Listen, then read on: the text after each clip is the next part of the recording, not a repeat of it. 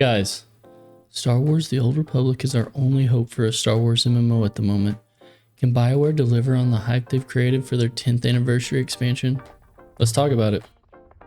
So for those of you who have been following the channel for a while, you know Scott and I from BadCuzDad are huge SWTOR fans, and Star Wars fans in general. I initially tried Legacy of the Sith at launch and wasn't very impressed. Mainly the story being so short really left me disappointed.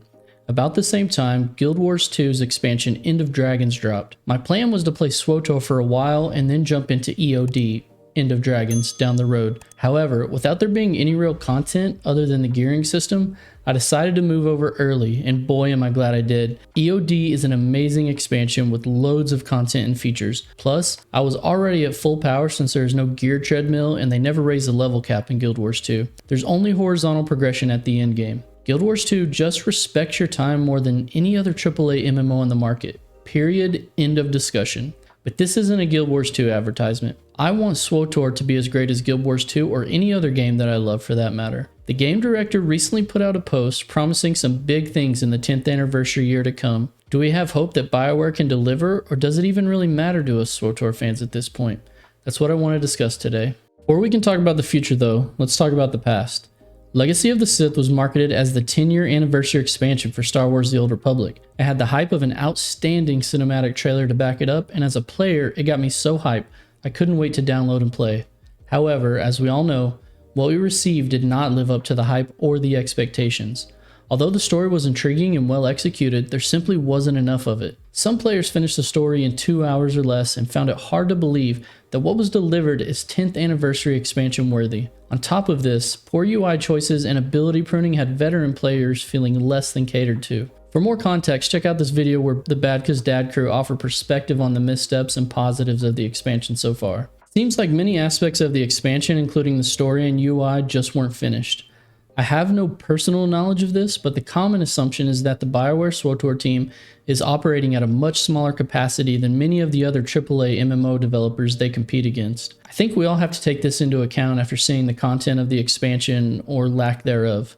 Game director Keith Koenig recently went to the forums to talk about the state of the game post-launch and plans for the future. First off, Keith starts the post by giving kudos to the many teams that had a hand in the creation of the cinematic trailer, and rightfully so.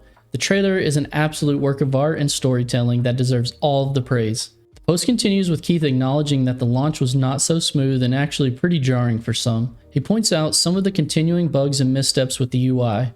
The good news is these problems have mostly been identified and some have even been addressed with patch 7.0.1. A few of the notable changes are the contrast levels in the inventory window being adjusted, some crates and chests will now drop loot that previously weren't, and certain weapons will now be upgradable as intended. I think many of us are still waiting on additional UI changes such as class icons and overall polish to the menus.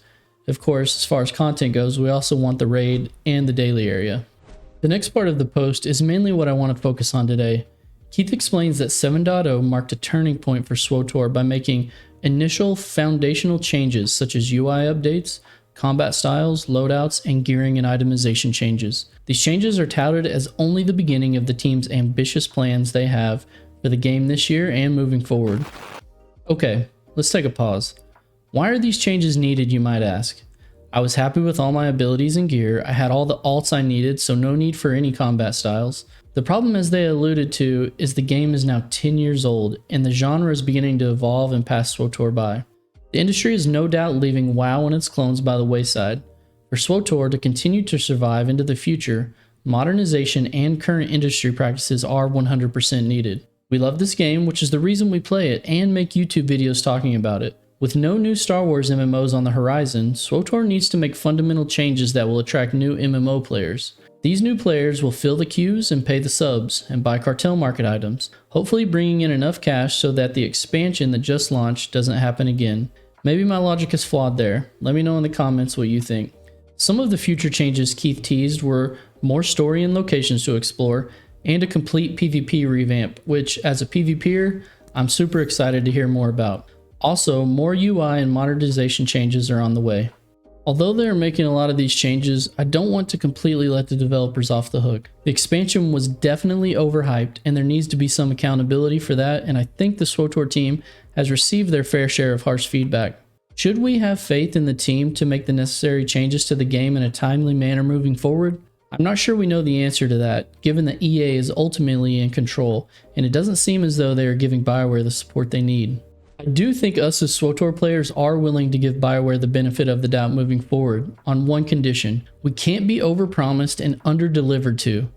I think if 7.0 had been marketed as a pre-patch to set up the new expansion, we would be on the correct trajectory at the moment with way less pushback from players. I think the new expansion, at a minimum, needed to have the operation and the new daily area ready to go at launch. The UI changes, which are mostly unacceptable, needed more time in the oven before being ready as well. With all that being said, I'm going to switch into opinion mode at this point.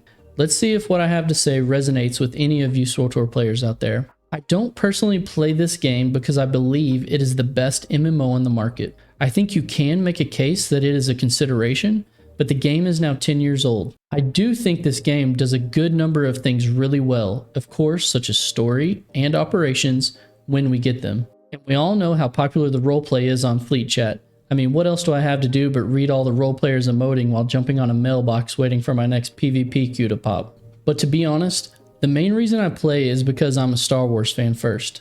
When I log into my shadow and hit the world map, Luke's theme fills my headphones and I immediately get in my feels. While other MMOs are objectively better, no other game can give me the emotion of being wrapped up in my 40 years of interacting with Star Wars content. Should we be upset when we see a game with so much potential not delivering on everything we know it can be? Yes, absolutely. But if we want that Star Wars MMO experience, this is what we have right now. Is this a bit of a doomer take? Maybe. But I think it is totally justified to strictly play this game because you love the Star Wars universe. That is what will keep me going, and maybe the PvP revamp too. But until a new Star Wars MMO comes out, or BioWare makes more changes in a positive direction, let's make the most of what we have. Let's create our own content through guild activities, through PvP, in-game PvE, and just have as much fun with it as we can. So whether you are in the camp of "they have failed me for the last time," or "Legacy of the Sith is our only hope to set the game up for future success," let me know in the comments below. Thanks for listening. If you like this content, hit the like and subscribe buttons, and stay tuned for more from BadCuzDad.